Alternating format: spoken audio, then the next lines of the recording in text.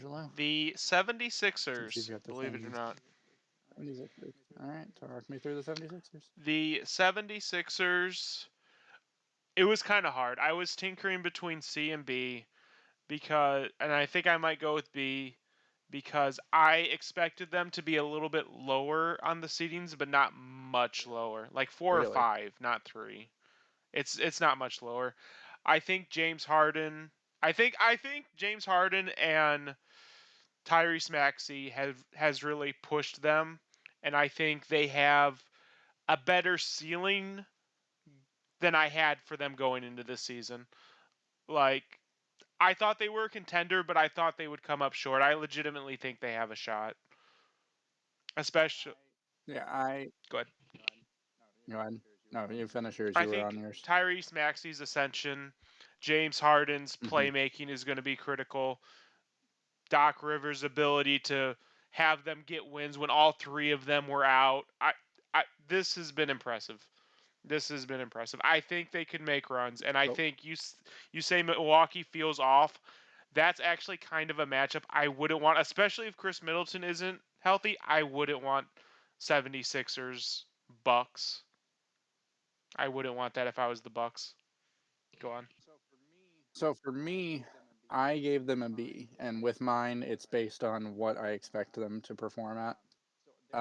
So they're actually performing under what I expected for them to be performing at, and that's not necessarily because I think they're too low. But you mentioned it. Joel Embiid, James Harden, and Tyrese Maxey have all three missed significant time this year.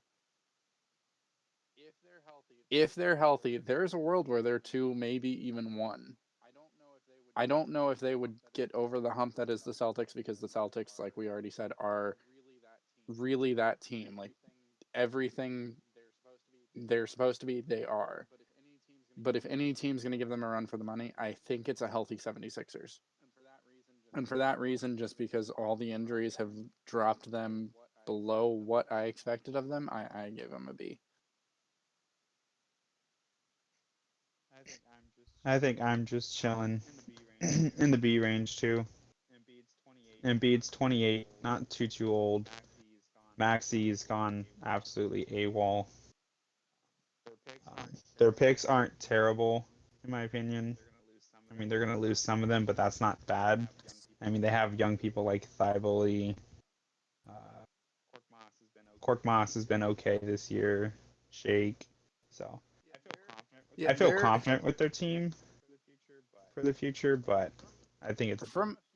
from a future standpoint, you almost have to cut them some slack because they went so long having the best pick in the draft